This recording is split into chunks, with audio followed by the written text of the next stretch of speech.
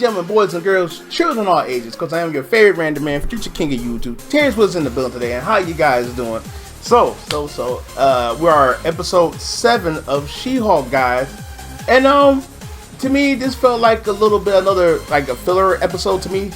That's really what this episode in particular feels like. I feel like this is one of those episodes where Jen was trying to really be comfortable being Jen and She-Hulk, because in the last, and sorry, I got my phone in my pocket, they're uncomfortable right now. But in the last episode, with just Jen or She-Hulk was invited into a wedding, she meets a guy named Josh. So her and Josh, like, they had a good old montage with Josh and Jen going on several dates. They texting each other and stuff like that. So I think about maybe the third or fourth date, Jen lets Josh in, and they have sex. So or they make love, however whatever you want to call it. But so Jen wakes up, and all of a sudden Josh is nowhere to be found. She messages Josh. She don't hear from Josh for like days on end and stuff like that. But again, I want to say this before I keep continuing with my review for She-Hulk. It's the right, like, I get it that you're gonna have your haters, and some more than others, but I just hate to say it. It's just like I said this in every She-Hulk review I ever done in this video. I mean, in the past videos, like I said, the show is not perfect, but for what it's trying to do, I feel it. I done said it so many different times where they're just trying to have fun with it. Now, and I did say in my last video when I did a live stream with my buddy Mike, One Main 88. I say those you know me. I'm like, I personally take it as an offense and a jab at me when certain writers don't take from the source material. And I did say that, well, I'm gonna let this one slide a little bit, because yes, I am enjoying She-Hulk. I am, but the problem is, and where it's laying flat with some people, is one of the writers said, like, forget about the source material. Now, when I hear stuff like that, again, I feel like that's a personal jab why your stuff ain't doing well, and maybe why She-Hulk's not doing overly well. And that's why I really believe. But I'm gonna talk more about that. More about this towards the end, end of this video, because I hope it's not gonna be long. But so pretty much, Blonsky parole officer asked She-Hulk, can you come and just get this guy's Abomination, because something wrong with his inhibitor. His inhibitor's not working. And we found out that one of his chickens, Blonsky's chicken, ran into an electrical fence. Like, Blonsky had this retreat for like C-class, D-class villains, and pretty much just let them know, like, hey, he's running this retreat. Jen's still trying to hear about, trying to find out what happened to Josh. We don't know what happened to Josh. And so pretty much the Matador, or whoever this swashbuckler dude, I don't know. I guess they're D-class Marvel villains. I don't know, but so they end up fighting, and we did actually get see She-Hulk actually transform again. That's one of the biggest issues that my brother has with the show, because like he feels like they don't show transform that much on and off screen like they do like Bruce Banner in the earlier days of the MCU. So I get that, but they did actually show transform back to She-Hulk to Jen, and then once she went into Wrecker, part of the Wrecking Crew.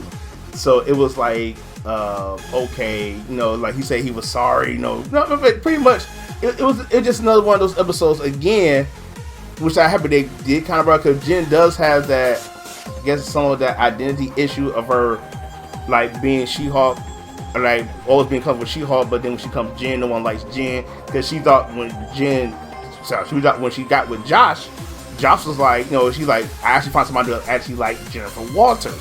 They don't like me just for She-Hulk. So that really that really made Jen happy. But then she hadn't heard from him for a while. She don't know what's going on. So all these other villains was just oh no, you should have done that. So when Jennifer split her heart and guts out, it's like, you know what? Let's go find this guy. Let's go kill him. So it wasn't a bad episode, guys. It really wasn't. But it just felt like, you know, I guess when's the payoff coming in? Because again, like if you look at like Falcon and Winter Soldier, Miss Marvel, Hawkeye, and a couple of Moon Knight, a couple others. We kind of know that we see the big bad at works already and stuff like that. So I can see the argument with people saying, like, I don't hate the show. I just feel like I hope they nail the ending of it, because I know for example, like I'm gonna use WandaVision for example. The big bad was in front of our eyes the whole time, and we didn't know how much behind the scenes shenanigans that she was doing. I'm talking about Agatha. So again, for me, it's like that was kind of cool because it was to me, and like Mike and some people who I brought in to do the review with me with we all talked about like how well it was written, how well you bring in the big bad.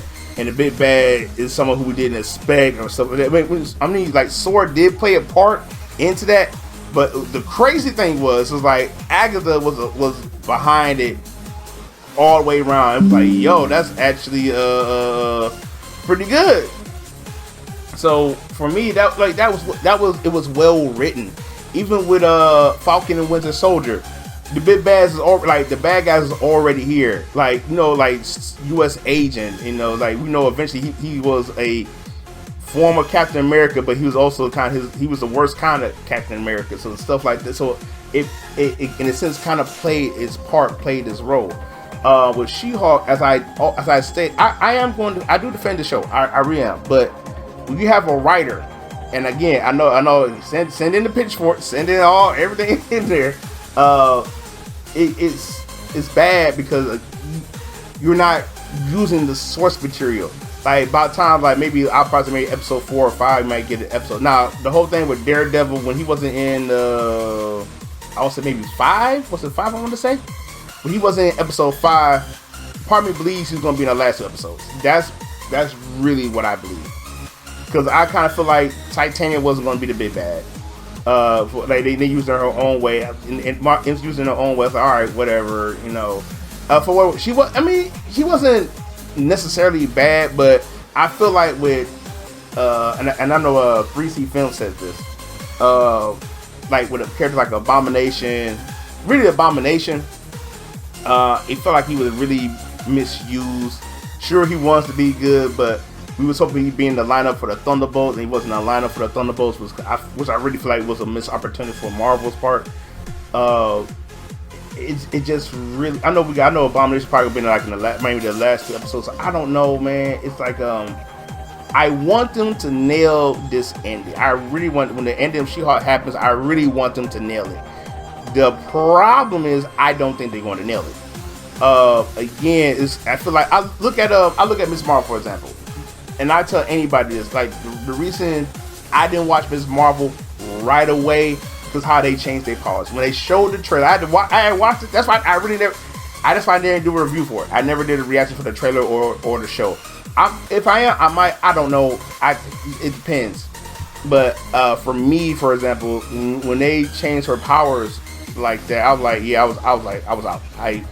That was my reason for not watching. Eventually, I did watch maybe like a month or 2 when it was finished. After I finished watching Moon Knight, so when I watched Miss Marvel, I was like, it's not as bad as people were saying it was, but none of the stuff, like the ending of it, like sure, damn sure was the big bad. Then you had these other aliens, who is a part of the Marvel universe, but it just didn't stick it. It didn't stick. Like then you saying she's a mutant, and I'm like, no.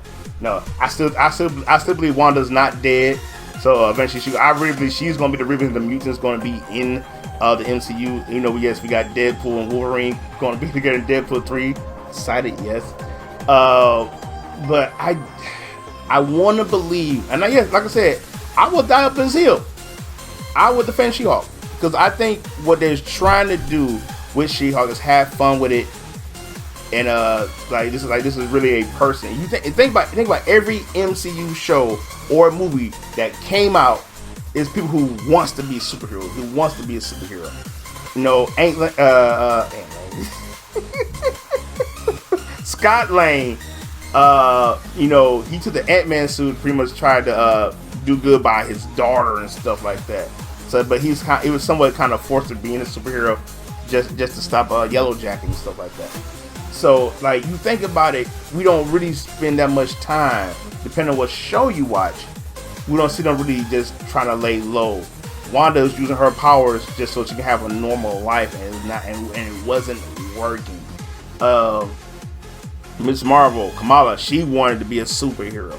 Like we see, Tom Holland Spider-Man. He's going to school, but 9 times out of 10, we don't really see him live a normal life. So, what they're trying to do with She-Hulk, I'm enjoying what they're doing with it. The problem is it all going to pay out? That's the issue, and that's why I think everybody having a hard time watching She-Hulk. Again, like I said, when you have a writer that sits there and says don't care about the source material, I guarantee you, if Stan Lee was alive, he's like, no, we're going to add this. so I again, wasn't a bad, but to me it felt like a filler episode. And then then we got before the credits rolled, we showed that, and I told Mike this in my last review of episode 6 of She-Hulk, that I said Josh is something like, and he's part of the wrecking crew, or he's part of the people who use that syringe that's gonna take the blood for Jen. Because what was really crazy about this, not only he got the blood or the blood samples, but he just took a picture of a naked Jen Walters. I'm like, yo, I was like, that was so I didn't see that coming. Because then, you know, you got Intelligencia, wherever it's called. They talking about killing, like, how to kill She-Hulk, this, that, and the other. Maybe that might play into New World Order, the fourth Captain America movie. So I don't know, man. Like I said, with the misusing of characters, like I said, no. Again, with Daredevil not being there, like in the episode 5, I'm not really mad about that. But I feel like it was what it was.